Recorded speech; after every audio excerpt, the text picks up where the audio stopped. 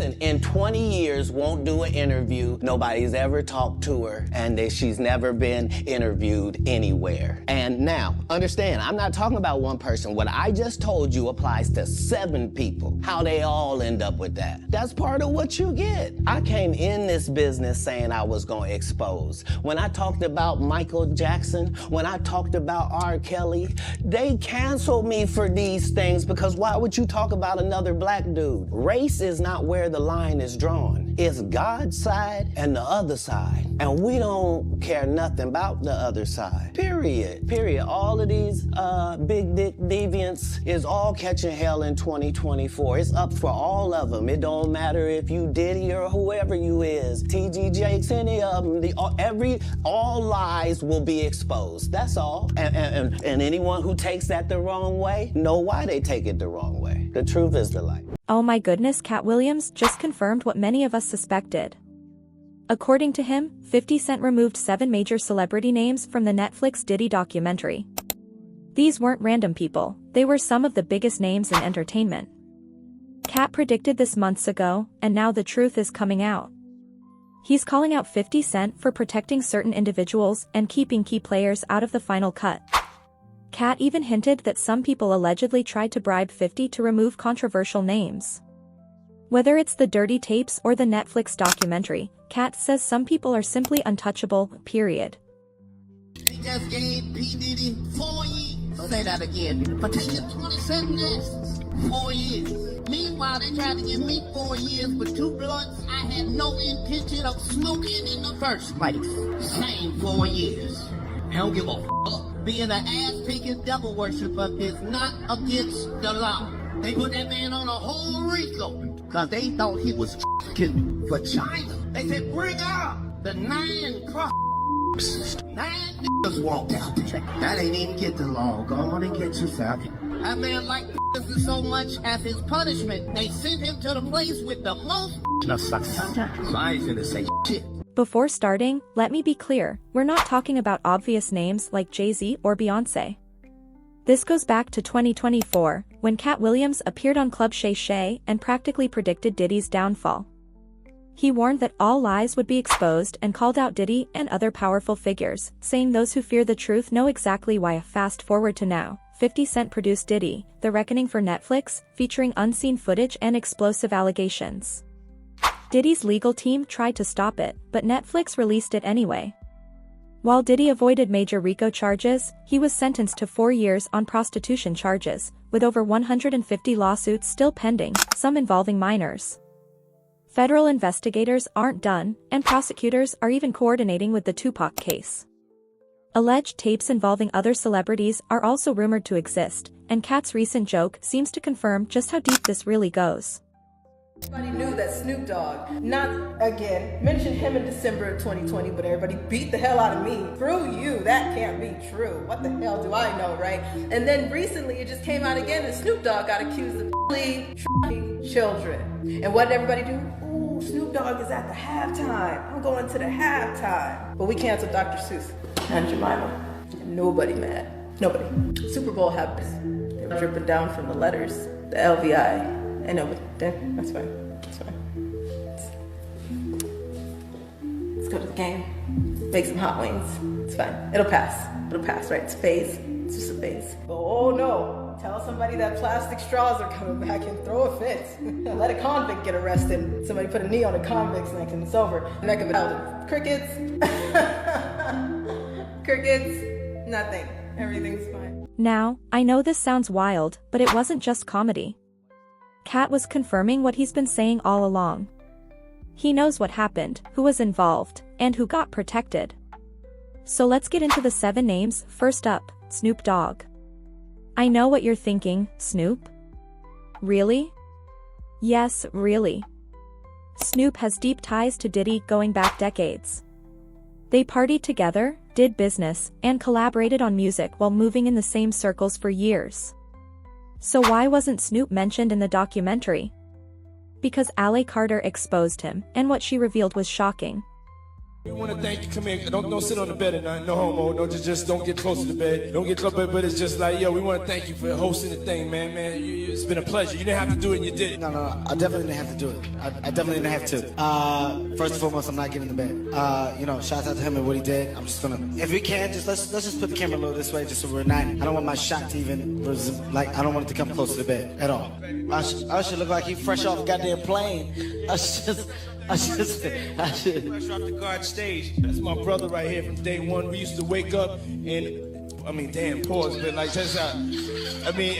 Back in the days when he was like 10 and I was a little bit older, his older brother, we used to fight over the frosted flakes. You know what I'm saying? Before pause was invented. You know what I'm saying? But it's my brother for real. We used to actually wrestle off of the frosted flakes because he used to always get up early. Now he's one of the richest stars in the world. And What the did Puff just say? Nobody's gonna acknowledge this but me. Puff just said we used to wrestle over the frosted flakes and we're streaming live. That was stupid. Listen, that was fucking stupid. Listen, we having a good time, yo. Your usher made it in the. Hey, yo. Fuck that mic. I'm a thug. At the end of the day, I kill niggas, man. No, listen, at the end of the day, I kill niggas. Ali Carter claims Snoop Dogg is even more protected than Diddy, saying he holds more influence than people realize. She first mentioned Snoop back in December 2020, but was immediately attacked and labeled a liar. Despite serious accusations being made, nothing came of it. No investigations, no backlash. Instead, Snoop went on to perform at the Super Bowl halftime show. Carter pointed out what she saw as symbolism in that moment, but most people ignored it. According to this narrative, Snoop was cut from the documentary because he's too connected and too protected. Exposing him, critics argue, could have stopped the documentary from ever being released. Some figures in hip-hop are considered untouchable, and Snoop is seen as one of them. Next is Kevin Hart. His situation stands out because he's spoken about Diddy carefully, never too directly. Kevin was part of Diddy's inner circle and attended the infamous Puffy Flavor camps. There's even viral footage suggesting he was aware of what was going on behind the scenes. For somebody to invite him in. Hey, don't do it. Okay? We all saw the movie Sinners. Don't let his here. So he can bite somebody. So he can bite Playboy Cardi again. Okay? Playboy Cardi definitely been bit. Something happened. Playboy Cardi's been bit. I know he has. Nobody let Kanye in. No! Tonight I will do my part.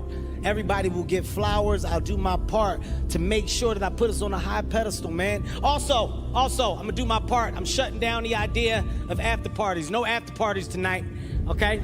None. Take your home after this. That's why I did it on a Monday. People gotta go to work tomorrow. No after parties. That's where it's slippery at them after parties. Okay? We're learning a lot about people, ain't we? We're learning a lot. God is good all the time.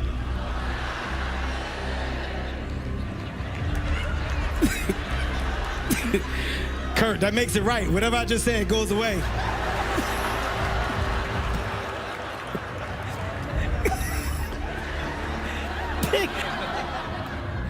Funny.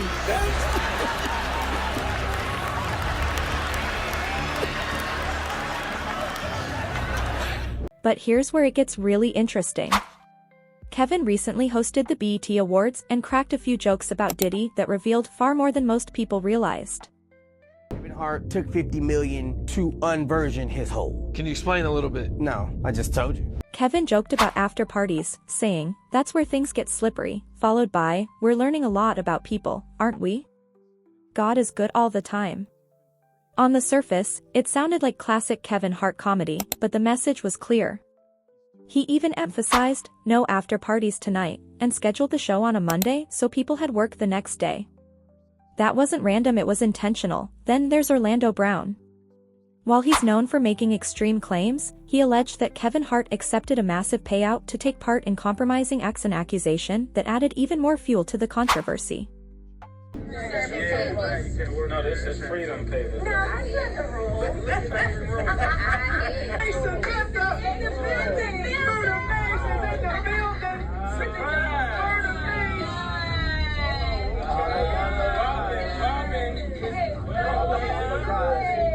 He gotta go up. What's up, Mace? Good morning, everybody.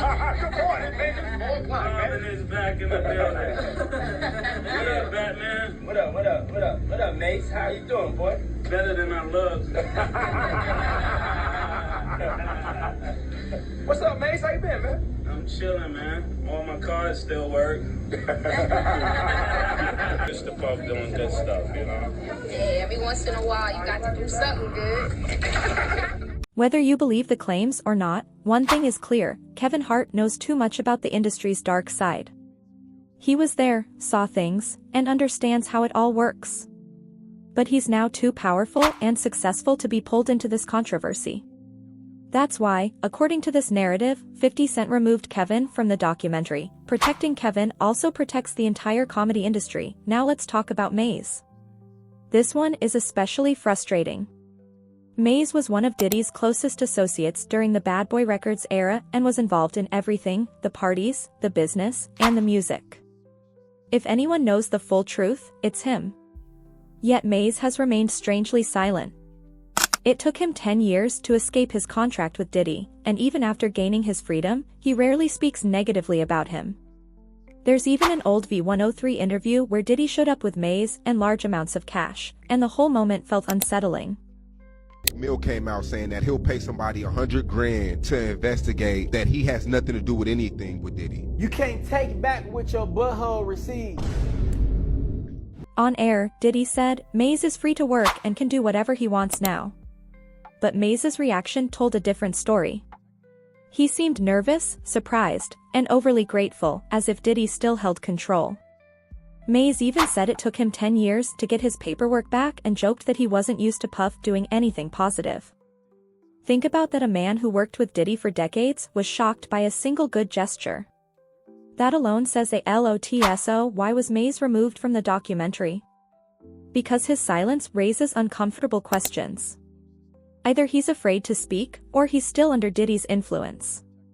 Including him would have forced people to ask what he knows and why he won't talk, so 50 Cent likely chose to leave him out entirely. Now let's talk about Meek Mill, and this one is messy.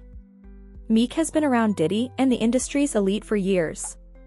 Rumors have followed him for a long time, but nothing concrete until recently. Orlando Brown once again stirred controversy with a crude remark that got people talking and questioning Meek's past associations. Meek, real rap. You think that audio that they put out was real? Yeah, that was Nicki put that out there. That Nicki recorded that at the freak off in the Calabasas. She been waiting to drop that shit on Meek. She just wasn't gonna tell nobody it was Diddy. But now that Diddy out there, why not? It sounds wild, but Orlando Brown has been calling people out for years, and sometimes he turns out to be right. Meek Mill's name kept surfacing in these conversations, and then things got even stranger. An audio clip allegedly featuring Meek Mill leaked online, with claims that the other voice in the recording was P. Diddy himself.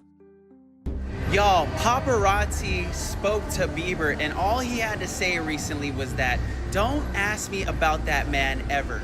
Some things I moved on from for my own peace. What's in that documentary? Let's just say people are finally waking up. He also goes on to say, I was a kid, I didn't know anything, I don't ever want to talk about that again. Jaguar Wright, known for exposing industry secrets, claimed the leaked audio definitely featured Diddy. The clip was explicit and damaging, spreading quickly on social media before being scrubbed. So why did 50 Cent remove Meek Mill from the documentary? The audio was never officially verified, and including it could have led to major lawsuits. Meek is powerful, has lawyers, and could have sued Netflix, so 50 made a business decision to avoid legal trouble. Next is Justin Bieber, but this case is different. Justin was a victim, not a perpetrator. As a young teenager, he lived with Diddy for short periods, and old videos show him looking uncomfortable. Justin was left out of the documentary to protect him. When paparazzi recently asked about the documentary, his response was heartbreaking. Justin Bieber spoke out about the documentary, saying he moved on for his own peace and didn't want to revisit what happened as a child. 50 Cent left him out to protect him, respecting that he was a victim. Usher was the first young star to live with Diddy at Puff Flavor Camp. He experienced things that deeply affected him and later sent Justin Bieber into the same environment. Like Justin, Usher was removed from the documentary because including him would have been too dark and damaging. Finally, Clive Davis, the true gatekeeper of the music industry, was also removed. Diddy answers to Clive, who has been in the industry for over 50 years and controls connections, labels, and media. Exposing him would have prevented the documentary from being distributed at all. So there you have it, the 7 major names 50 Cent removed from the Netflix Diddy documentary, from Snoop Dogg to Clive Davis. Katt Williams predicted this, noting that some of the most powerful figures would remain protected. The documentary is just the beginning. Diddy still faces investigations and lawsuits. Which name do you think should have been included? Did 50 Cent make the right call protecting them, or should he have exposed everyone? Comment below.